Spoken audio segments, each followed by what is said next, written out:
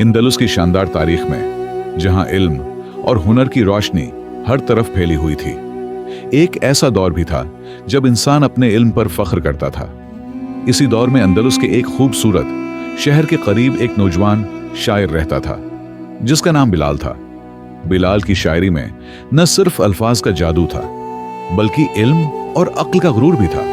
वो हर महफिल में अपने इल्म की नुमाइश करता और लोगों के दिलों को अपने कलम की ताकत से जीत लेता।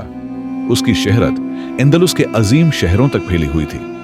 लेकिन बिलाल की जबान जितनी मीठी थी, इसकी जात इतनी ही मगरूर थी। वो लोगों की कदर इनके इल्म और रुतबे से लगाता था। इसे लगता था कि दुनिया में वही कामयाब है जो बोल सकता है, जो अपनी अक्ल से लोगों को मुतासिर कर सकता है। बिलाल की जिंदगी की कहानी यहीं से शुरू होती है। एक दिन उसने एक अजीब रवायत सुनी कि पहाड़ों के पार एक बुजुर्ग रहते हैं जिनके पास अजीब इल्म है। वो इल्म की बात करते नहीं, सिर्फ इशारे करते हैं। लोग इन्हें हकीम खामोश के नाम से जानते थे। बिलाल को यह बात सुनकर बहुत ताज्जुब हुआ। इसके नफ्स ने उससे लिलकारा, तुम इतने आलम हो, जाकर देखो तो सही। ये कैसा इल्म है जिससे अल्फाज की जरूरत नहीं। अपने गुरूर को तसल्ली देने के लिए बिलाल ने इस हकीम से मिलने का इरादा किया। उसने सोचा, मैं जाकर उनकी खामोशी को अपनी जबान से तोड़ दूंगा और साबित करूंगा कि इल्म सिर्फ अल्फाज में होता है। बिलाल ने अपना सफर शुरू किया। पहाड़ों का रास्ता सख्त था, लेकिन उसकी अक्ल का गुरूर उसकी थकन पर हावी था। वो चलते चलते एक ऐसे इलाके में पहुंच गया जहां रास्ते की कोई वाज़ेह निशानदही न थी। एक तरफ बेरहम जंगल और दूसरी तरफ गहरी खाइयां। वो घबराकर इधर उधर देखने लगा, मगर कोई रास्ता समझ न आया। वक्त ढल रहा था और सूरज पहाड़ों के पीछे छिपने लगा। अंधेरे में एक अजीब सा खौफ इस पर छा गया। इसने सोचा, क्या यहां से कोई हकीम मिलने आएगा? तभी उसकी नजर एक बूढ़े चरवाहे पर पड़ी जो एक चट्टान पर खामोशी से बैठा था। उसकी चाल में सुकून और चेहरे पर बेअंतहा रोशनी थी। वो एक बूढ़ा शख्स था जिसका नाम दाऊद था। बिलाल ने इस चरवाहे को कम तर समझते हुए गुरूर से कहा, ऐ मोहतरम, क्या आप अंदलुस के शहर का रास्ता बता सकते हैं? दाऊद ने पहले तो उसकी तरफ देखा, फिर अपनी नजरें घुमाकर उस वादी की तरफ इशारा किया जहां से बिलाल आया था। दाऊद के चेहरे पर सुकून था, जैसे उसने हर सवाल का जवाब पहले ही दे दिया हो। बिलाल ने सोचा कि शायद ये बूढ़ा बहरा है या पागल है। इसने और गुरूर से कहा, मैं अंदलुस का मशहूर शायर बिलाल हूं। मुझे इस हकीम के पास जाना है जो खामोशी से इल्म देता है। क्या आप उन्हें जानते हैं? दाऊद ने सिर्फ मुस्कुराया और सिर हिला दिया। बिलाल को इसकी ये हरकत बहुत बुरी लगी। उसने सोचा, ये जहालत का मारा हुआ शख्स मुझे रास्ता नहीं बताएगा। गुस्से में वो उल्टे रास्ते पर चल पड़ा। दाऊद ने उसे रोका नहीं। वो जानता था कि अभी वो जोश में है। जब उसकी समझ को अंधेरा घेरेगा तो वो खुद ही लौट आएगा। बिलाल की अक्ल ने उसे मशूरा दिया कि अगर वो इस रास्ते पर नहीं जा सकता जहां से आया, तो कोई और रास्ता तलाश करे।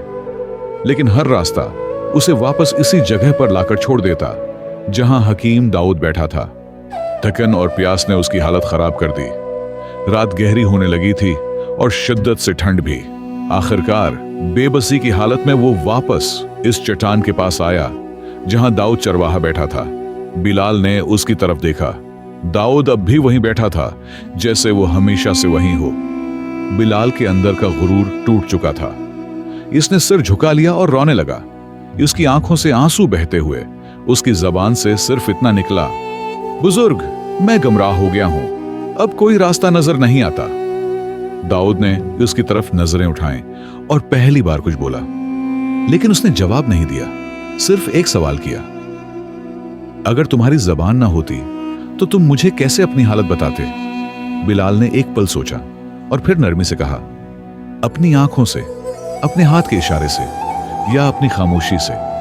दाऊद ने मुस्कुराते हुए कहा, तो फिर क्यों तुम्हारी नजरों ने उस रास्ते को देखने से इनकार किया जिस पर मैं घंटों से तुम्हारी राहगुजार देख रहा था? बिलाल हैरान था। उसे याद आया कि जब वो पहली बार यहां आया था तो दाऊद ने सिर्फ एक तरफ इशारा किया था।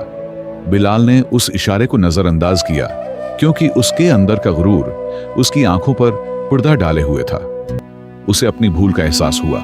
गुरूर और तकब्बुर ने उसकी आंखों की रोशनी छीन ली थी। दाऊद ने फिर से एक इशारा किया और इस बार बिलाल ने उसकी बात समझ ली। वो रास्ता वही था जहां से वो आया था, लेकिन उसने दोबारा हकीम से आगे का रास्ता पूछा। दाऊद ने उसको एक प्याला दिया जिसमें पानी था। बिलाल ने वो पानी पिया तो उसको अजीब सा सुकून मिला। दाऊद ने उसको सिर्फ इतना कहा, बेटा, जब तक तुम्हारी जबान तुम्हारे कानों पर हावी रहेगी, तुम्हारी आंखें सच देख नहीं पाएंगी। जबान बोलती है लेकिन दिल सुनता है, और खुदा की हिकमत को सुनने के लिए दिल को खामोश करना पड़ता है। सुबह होने से पहले बिलाल वहां से निकल गया। इस सफर से उसने शायरी का इल्म नहीं बल्कि जिंदगी का इल्म सीखा। उसने सीखा कि इल्म की अजीम तरीन मंजिल वो है जब इंसान अपने इल्म पर गुरूर करना छोड़ दे और खामोशी से दूसरों की बातों को सुनना शुरू कर दे। तो दोस्तों, ये कहानी हमें सिखाती है कि कभी अपने इल्म और अक्ल पर गुरूर न करें। दुनिया में कुछ लोग ऐसे होते हैं जिनकी जबान खामोश होती है, मगर उनका दिल आपसे ज्यादा जानता है। असली इल्म वो नहीं जो हमारी जबान से निकलता है, असली इल्म वो है जो हमारे दिल को खामोश करके हमें अल्लाह के करीब ले जाता है। जब हमारी जबान पर गुरूर का ताला लगता है, तभी हमारे दिल के दरवाजे खुलते हैं और हम उस सच्चाई को देख पाते हैं। मुझे उम्मीद है आपने उस कहानी से बहुत कुछ सीखा होगा। मजीद सबक आमूज कहानियों के लिए हमारे चैनल को सब्सक्राइब करें, वीडियो को लाइक और शेयर करें और तबस्सुरों में अपनी राय जरूर बताएं। आपके ताउन का बहुत बहुत शुक्रिया।